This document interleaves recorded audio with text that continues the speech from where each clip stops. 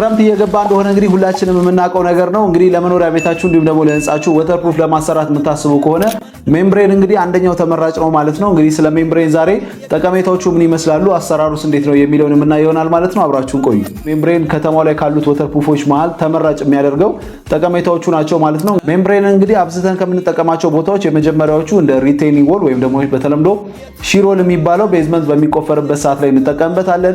ፕላስ እንዲሁም ለቴራስ፣ ለባልኮኒዎች፣ ለተለያዩ ቦታዎች ምንም አይነት ሞልድ ወይም ደግሞ ፈንገስ፣ ዝገቶች፣ የተለያዩ ነገሮችን ወደ ስትራክቸሩ ገብቶ ወይም ደግሞ ስትራክቸሩ ላይ እንዳይፈጠር ያደርጋል ማለት ነው።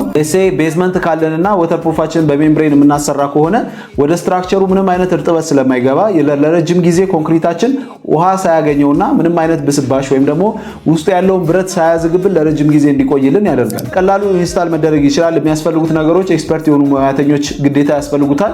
እንዲሁም ደግሞ ኦክሲጅንን በመጠቀም ይሄኛው ማቴሪያል ቢቱሚን ማቴሪያል ስለሆነ ይሄንን እያቀለጡ በቀላሉ አፕላይ መደረግ ያለበት ቦታ ላይ አፕላይ ማድረግ ይችላሉ ማለት ነው። በተለይ ሜምብሬንን ምንም አይነት ምርጫ የሌለው ነገር ቢኖር ቤዝመንት ላይ በምትሰሩበት ሰዓት ላይ ግዴታ የቤዝመንታችሁን የውጨኛውን ፓርት በዚህ ሜምብሬን ተጠቅማችሁ ግዴታ ከቨር ማድረግ ይኖርባችኋል ማለት ነው። ኤሪያ ከቨር የሚያደርገው አንድ ሜምብሬን እስከ 9 ካሬ ነው።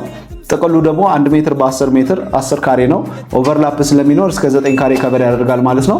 ይህንን ፕሮዳክት ማግኘት የምትፈልጉ ከሆነ እኛ ጋርም ስላለላችሁ ከላይ በማስቀምጥላችሁ ስልክ ልደውሉልን ትችላላችሁ።